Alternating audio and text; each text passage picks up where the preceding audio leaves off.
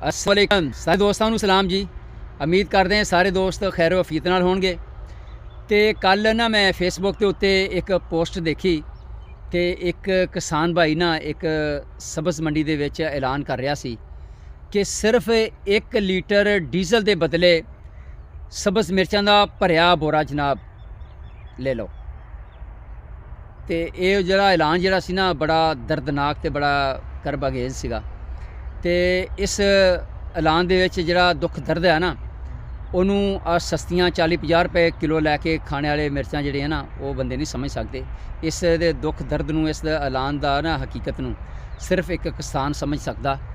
तो वो किसान नूं अंदाज़ा कि ये मिर्च कितनी मेहनत तो बाद तैयार हुंदी आ। ये 6 महीने उन्हें लगा के तो फिर मिर्च तैयार की आ। पहले उहदी पनीरी बनाई, फिर उन्होंने खेड़ा लगा के ज़मीन तैयार करके उहदे उत्ते मुंतकिल करके फिर उहदे उत्ते टनल बनाई। तो यह साड़ियाँ मिर्चां ये तुसीं देख रहे हो प्याज दे विच खड़ा कि ये हुण मिर्चां जिहड़ियां ना सीजन दियां वो फुल कड्ढन डईयां ते हाले 15-20 दिन ये तैयार होणीआं। तो यह जिहड़ी जिन्नी मिर्च हुण आ रही है टनल की मिर्च आ रही आ। तो उहदे उत्ते बेतहाशा खर्च किसान का बेचारे दा आ रहा। तो उहदा मुੱਲ जिहड़ा ना एक पूरे बोरे का मुੱਲ जिहड़ा वो 1 लीटर डीजल के बराबर भी नहीं है।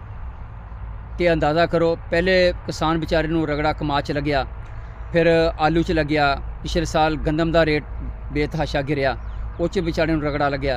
तो हुण भी रेट जिहड़ा 3000 के इर्द गिर्द तुरिया फिरदा, किते 2800 किते 3100 किते 3200 तो 3500 भी नहीं है। तो हुण जनाब आलू तो रगड़ा लग्या, तो मटरां तो रगड़ा लग्या, तो हुण जनाब वारी आ गई मिर्चां दी।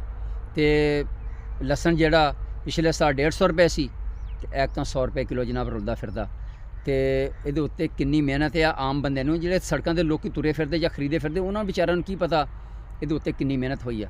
ये किसानां नूं पता तो या जिहड़े बीजदे ने उन्होंने पता। तो खुदारा ये साड़ियां सरकारां ने तो ना किसान की कुर्बानी दे के ते अवाम नूं सारे नूं ना मुंतकिल कर दिता किसानां नूं कि ये रोटी ते सब्ज़ी सस्ती जिहड़ी ना ये किसानां की कुर्बानी तो ना जनाब हासिल करी है अवाम ते साडिਆਂ नूं ना देखे।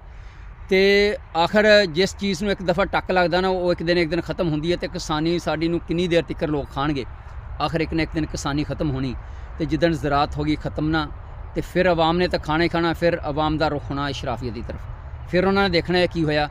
तो खुदारा वो वक्त आने तो पहले कुछ एहसास करो, किसान दियाँ फसलों का जिहड़ा रेट मुनासिब लगाओ, एक किसानी नूं बचाओ, ज़रात नूं बचाओ ताकि मुल्क तरक्की कर सके और जिहड़ा बुरा वक्त है खुदा ना खास्ते इस तो बचा जा सके। बहुत शुक्रिया।